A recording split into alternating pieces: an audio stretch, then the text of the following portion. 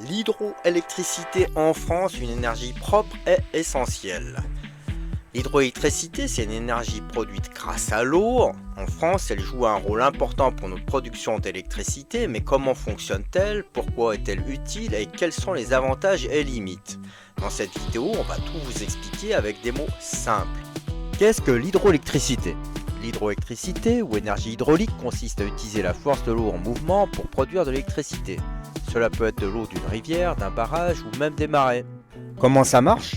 L'eau en mouvement, on commence avec de l'eau qui descend d'une rivière ou qui est stockée dans un barrage. Les turbines, l'eau passe dans une turbine, un peu comme une roue de moulin, la force de l'eau fait tourner la turbine. Enfin l'électricité, la turbine est connectée à un générateur qui transforme ce mouvement en électricité. En gros, on utilise la puissance naturelle de l'eau pour créer de l'énergie sans brûler de combustible. Les différents types de barrages hydroélectriques en France. Il existe plusieurs types de barrages, chacun conçu pour s'adapter aux caractéristiques de la région et à la manière dont on veut utiliser l'eau. Voici les principaux. Les barrages de retenue, ce sont les plus courants. Ils retiennent une grande quantité d'eau dans un lac artificiel. L'eau stockée peut être utilisée selon les besoins, notamment en hiver ou pendant les périodes de forte demande d'électricité. Exemple, le barrage de Grand Maison en Isère. Les barrages au fil de l'eau. Ces barrages n'ont pas de grande retenue d'eau. Ils exploitent directement le courant des rivières pour produire de l'électricité en continu. Avantage, pas de lac artificiel, donc moins d'impact environnemental. Exemple, les barrages le long du Rhône. Les barrages de pompage-turbinage. Ces barrages ont deux réservoirs à des altitudes différentes. Ils permettent de stocker l'énergie. Quand il y a trop d'électricité produite, par exemple par le solaire ou l'éolien, on utilise cette électricité pour pomper l'eau vers leur réservoir supérieur. Quand il y a besoin d'électricité, l'eau redescend et produit l'électricité. Exemple, le système de Revin dans les Ardennes. Les barrages marémoteurs. Ces installations utilisent le mouvement des marées pour produire de l'électricité.